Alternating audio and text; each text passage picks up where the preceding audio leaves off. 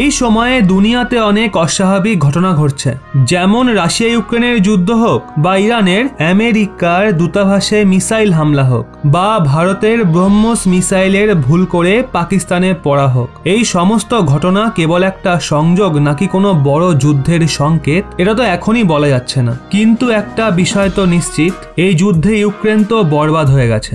আর এতটা বরবাদ হওয়ার পর যদি জেলেনস্কি রাশিয়ার সঙ্গে সমঝোতা করে, তাহলে এটা রাজনীতির নামে ইউক্রেনের জনতার সঙ্গে অনেক বড় বেইমানি হবে। কারণ যেই সমঝোতা বরবাদ হওয়ার পর হবে, বরবাদ হওয়ার আগে হতো, তাহলে আজ ইউক্রেন ঠিকঠাক থাকতো।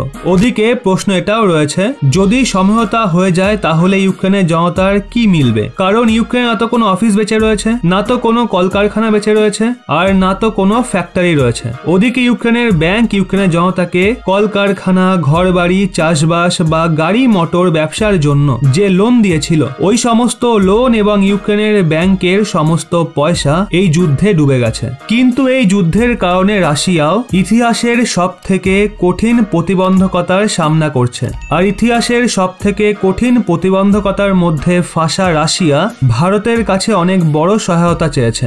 এমনকি রাশিয়ার দাবি আজ ভারতের কাছেও রাশিয়ার ভেতরে শক্তি ক্ষেত্রে বিনিয়োগের অনেক বড় সুযোগ রয়েছে, আর ভারতকে এই সুযোগ কোনোভাবেই হারানো উচিত নয়। আসলে ইউক্রেনের সঙ্গে জারি যুদ্ধের মাঝে রাশিয়ার উপপ্রধানমন্ত্রী ভারতের কাছে আপিল করেছে, প্রতিবন্ধকতায় প্রভাবিত রাশিয়ার তেল এবং গ্যাসের ক্ষেত্রে ভারত নিজের বিনিয়োগ বাড়ায়, তাহলে এটা রাশিয়ার অনেক বড় সহায়তা হবে। ওদিকে রাশিয়া নিজের কোম্পানির ভারতে বিস্তার বাড়াতে চায়।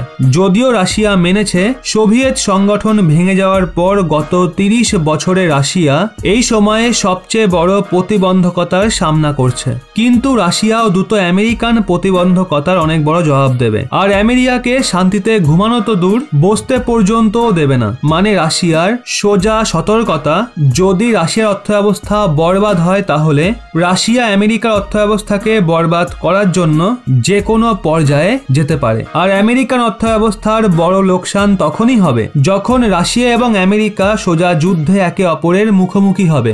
যদিও রাশিয়া আগে কি করবে এটা তো জানি না, কিন্তু আপাতত এই সময় রাশিয়া নিজের ডিজেল পেট্রোল ছাড়াও অন্যান্য অনেক ক্ষেত্রে ভারতের কাছে সহায়তা চাইছে। এখন দেখা যাক আগামী সময়ে কি হয়। এই পুরো সিচুয়েশন নিয়ে আপনাদের কি মনে হচ্ছে অবশ্যই কমেন্টে জানান।